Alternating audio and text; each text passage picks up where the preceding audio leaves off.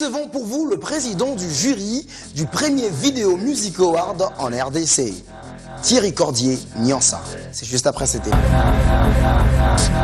Go hey la mama, I could transform ya. No I can't dance, but I could dance on ya. Swiss on the beat, Chris move your feet. And baby I could transform you him to a me. I could change your life, make it so new, make it never.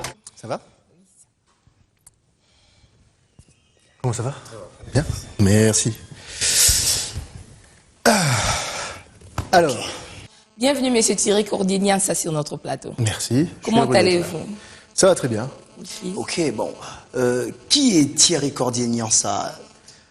Alors moi, je viens de Belgique au départ, donc je suis d'origine congolaise, ma mère est congolaise. Et j'ai fait donc une formation en audiovisuel en Belgique, en commençant par un graduat, qui est une formation de 3 ans, qui m'a permis de devenir monteur au départ.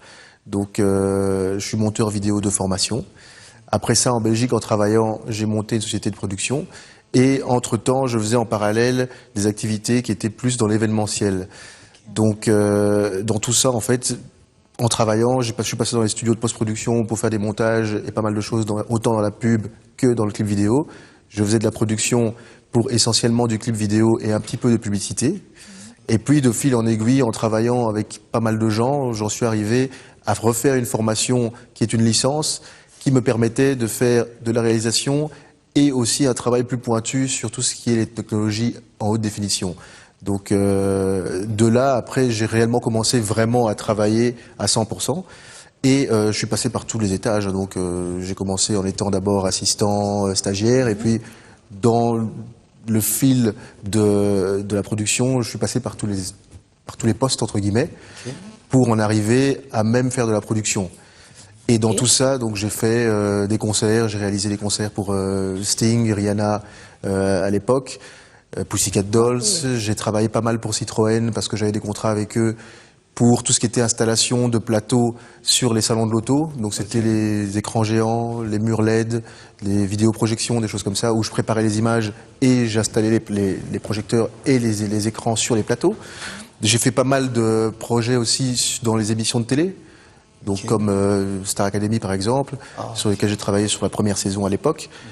C'était du dépannage, mais bon, c'était du boulot quand même. J'ai fait pas mal de choses dans le téléfilm, dans le long métrage, à différents postes à chaque fois. Généralement, je travaillais dans tout ce qui était très pointu, donc ça veut dire les caméras, gestion des caméras HD, gestion des caméras vraiment très haute définition et des caméras haute vitesse.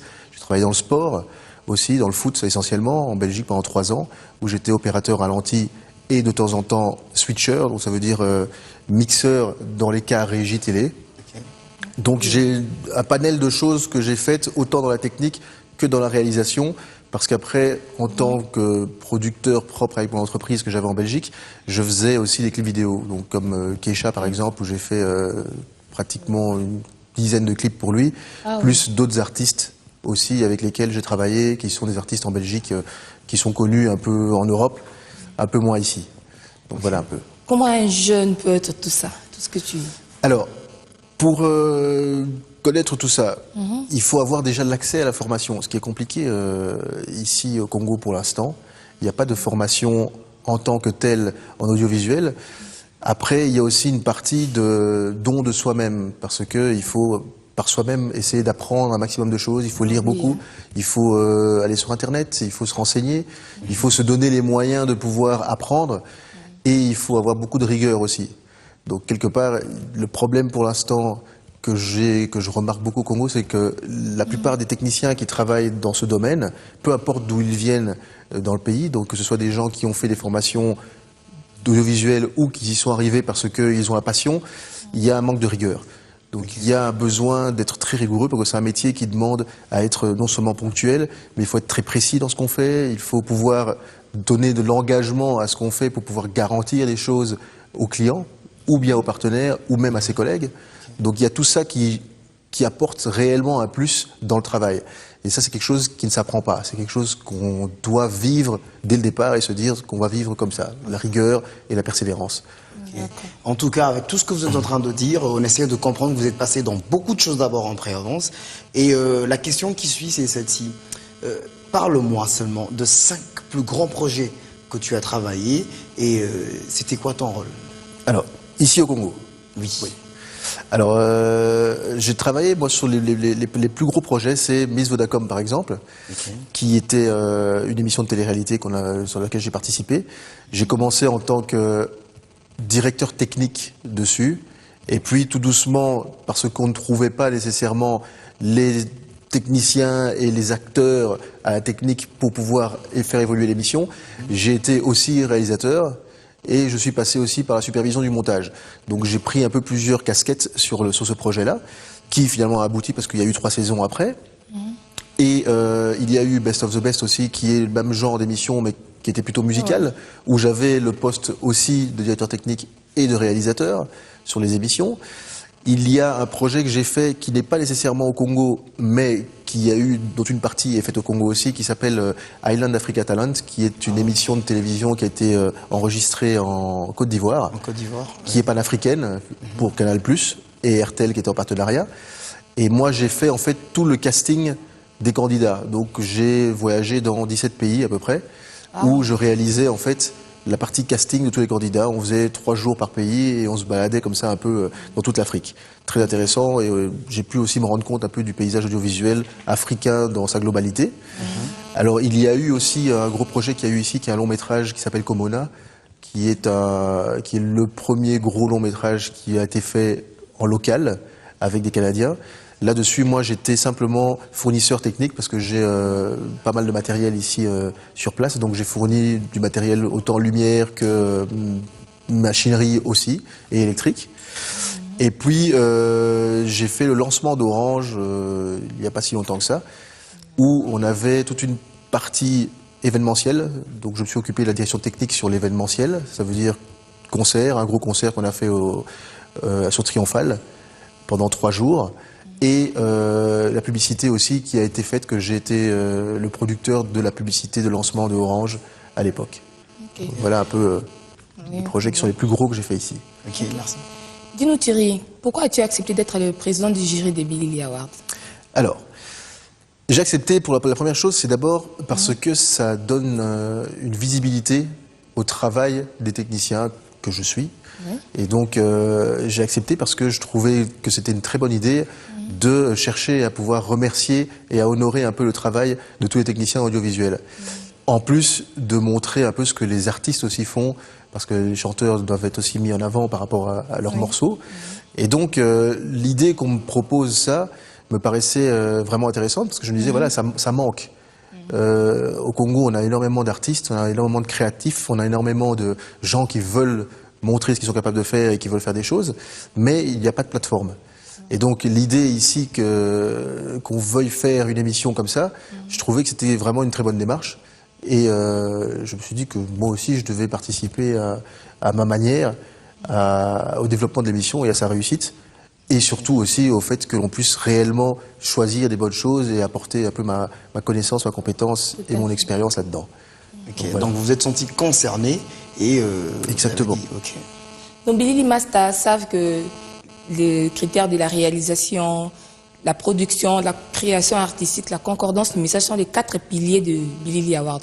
Mais parle-nous, comment s'est passé le travail du jury? Alors, nous, au niveau du jury, ce qu'on a fait, donc on a reçu des propositions de par le public qui a proposé plusieurs choses en termes de clips vidéo.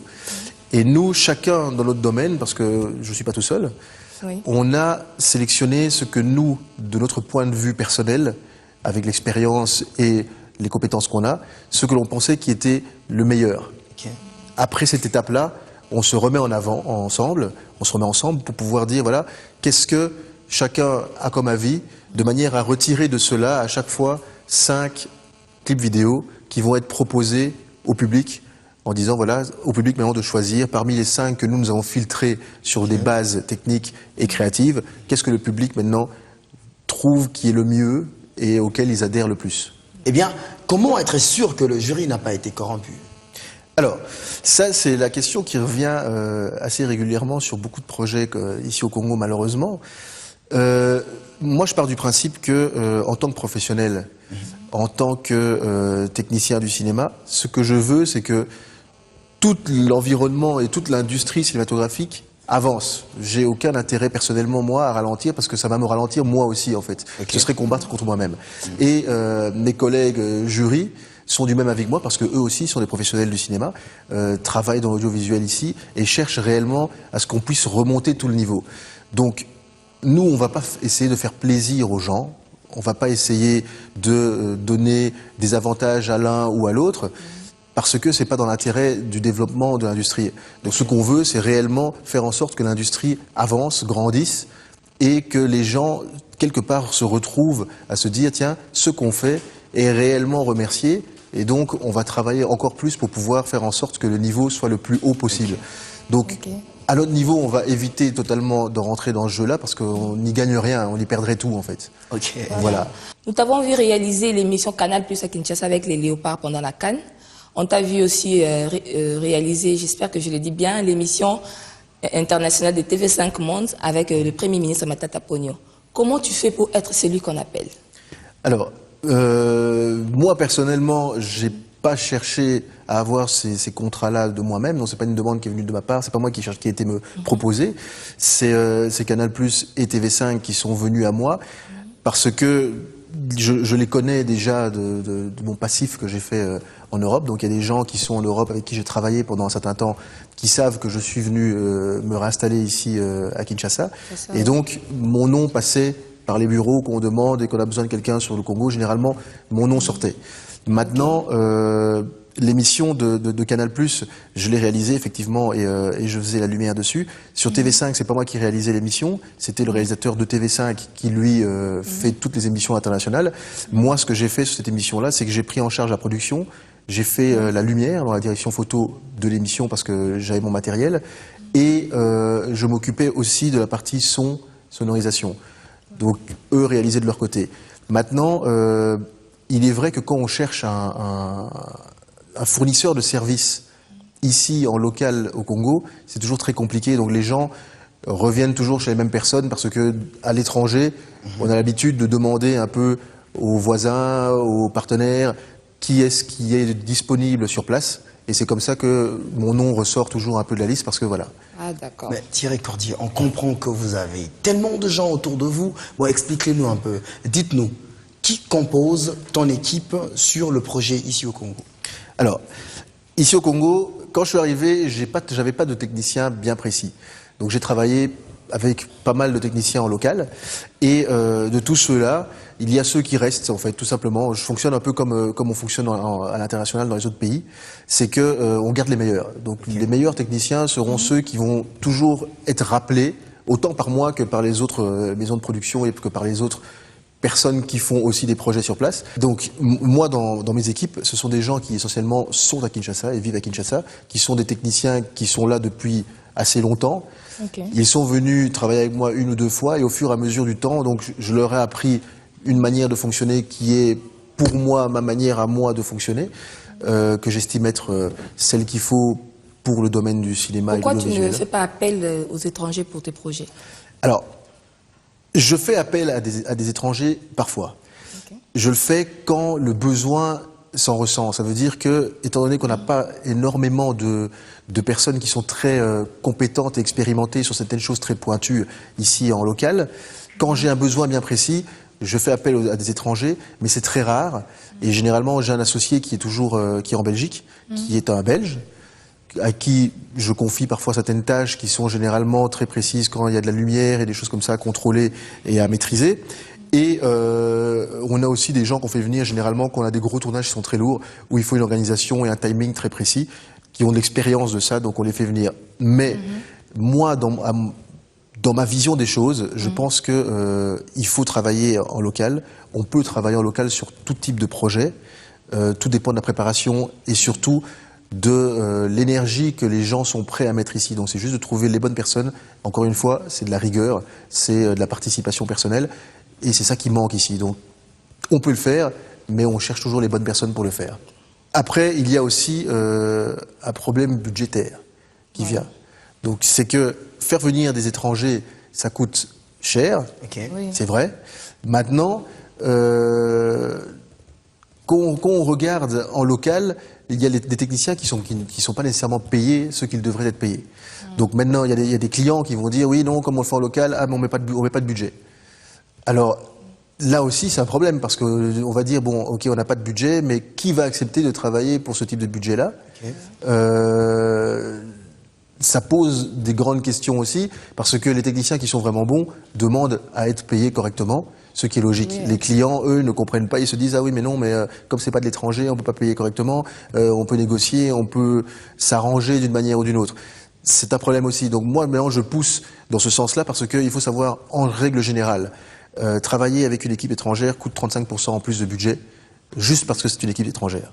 Okay. Ça ne garantit pas que le projet va être de qualité. Ça garantit juste qu'on payera 35% supplémentaires parce que on a des billets d'avion, des hôtels qui font que tout ça remonte. En local, on est 35% moins cher quand on reste à budget équivalent, égal, parce que la qualité de travail reste la même. Oui. Voilà. Ok. Vous êtes là, président du jury, et beaucoup veulent savoir qui sont ceux qui t'accompagnent. Mais avant ça, regardons ça et on se retrouve tout juste après. Thierry, dis-nous, as-tu déjà tourné des clips de stars locales? Alors oui, j'ai tourné 2 clips pour Fally, à l'époque, sur son premier album, je pense. C'était 2 morceaux, c'était Attente et Associés, qu'on a tourné en France à l'époque. Ok. Et j'ai tourné aussi un clip pour Ferré, qui était un clip dans le cadre d'une promotion pour Bralima. Ah, d'accord. Ok. Alors, je ne tourne pas beaucoup de clips ici en local parce que, premièrement, même si c'est quelque chose que j'ai fait beaucoup en Europe, j'ai une manière de fonctionner, une manière de travailler qui n'est pas une manière habituelle au niveau des clips vidéo ici au Congo. Je sais que ça peut revenir, mais pour moi, faire un clip vidéo, pour faire un bon clip vidéo, il faut des moyens. Parce que ça permet de faire des choses qui sont un peu inhabituelles et inédites. Le problème pour moi à mon niveau ici au Congo, c'est que l'industrie musicale n'étant pas très développée, il n'y a pas énormément de moyens pour tourner des clips vidéo. Et puis surtout, je pense qu'il y a des confrères, des collègues, il y a pas mal de gens et techniciens qui sont ici en local qui font ça très bien aussi et qui sont plus habitués à travailler dans ce type de conditions-là et à sortir des choses de qualité malgré tout. J'ai été aussi contacté par des artistes en local, il y en a plusieurs, parce qu'au Congo, on a énormément d'artistes musicaux qui sont de très bons artistes musicaux et dans tous les genres. Maintenant, voilà, c'est des choses qui n'ont jamais vraiment abouti. J'ai été contacté par un artiste une fois qui m'a fait venir chez lui. Je suis arrivé, j'ai traîné, j'ai passé 1 heure, 2 heures, 3 heures à attendre qu'il se réveille. Et puis finalement, bon, quand on s'est vu, il avait oublié qu'il avait autre chose à faire, donc il est parti en me disant que je devais attendre. Et puis voilà, donc je suis rentré chez moi en me disant bon, bah, c'est pas rien grave. C'était une belle demi-journée, mais bon, voilà. Ok. Donc il y a, c'est un fonctionnement de travail que j'ai qui est pas encore peut-être adapté au système actuel. Donc peut-être plus tard, j'aurai l'opportunité de pouvoir refaire des clips aussi ici, parce que finalement j'aime bien faire ça aussi. Ça reste un passe-temps qui est très intéressant et qui est très créatif. Ça permet de faire pas mal de choses. Il y a moins de règles. Ok. Merci Ok. beaucoup. Donc c'est sous ces sourires qu'on dit Thierry Cordier, Niansa n'est pas seul. Regardez le jury.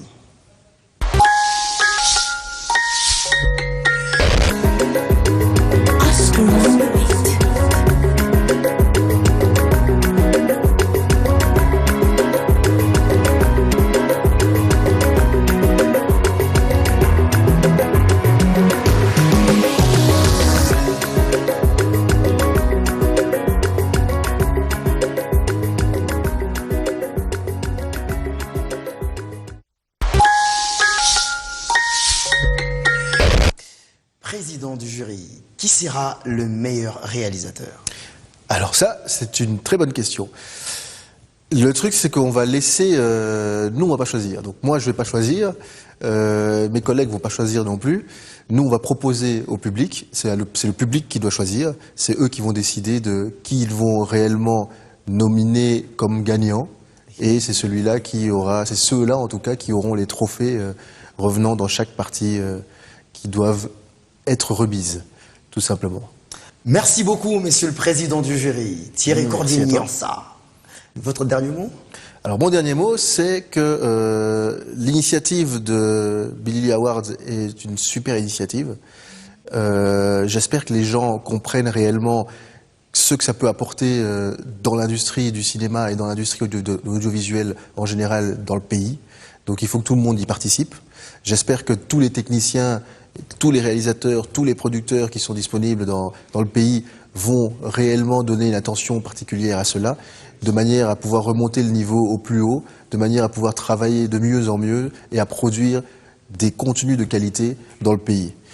Après cela, je dis à tous les fans de musique, à tous les fans de clips vidéo de participer, de voter un maximum et de faire vivre l'émission aussi longtemps qu'elle pourrait pour que les réalisateurs, monteurs et tous les acteurs du cinéma et du clip vidéo puissent avoir des trophées comme il se doit. Okay. Merci beaucoup d'être passé, Thierry. Merci Badi. On se voit à la soirée. On se voit à la soirée, c'est sûr. Okay. Je fais la bise. Mathieu, Ok. à bientôt. À bientôt. Au revoir. Très cher Billy Masta, Thierry Cordier a tout dit. On se revoit la semaine prochaine et je vous fais des gros bisous partout.